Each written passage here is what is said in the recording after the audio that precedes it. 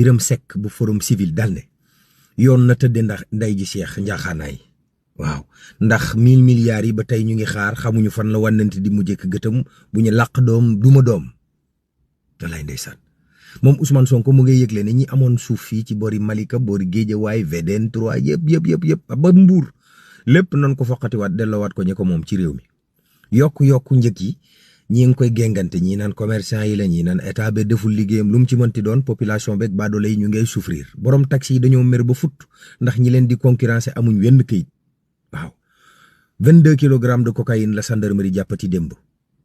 Moustapha Diop xale carte gap dañ ko plainte ci 700 millions yu ñu ne daf ko escroqué waaye njabootam weddi nañ ba mu set wallaay ndeysaan benn waay moo doon filmer xaritam bu mu doon sëyal suédoise pilil yooyu xale jigéen yi di def seen taat yi ngir am ay taat mu ngi def ay tooxi doona de ñu yendoog jàmm sama gaay yaa ngi def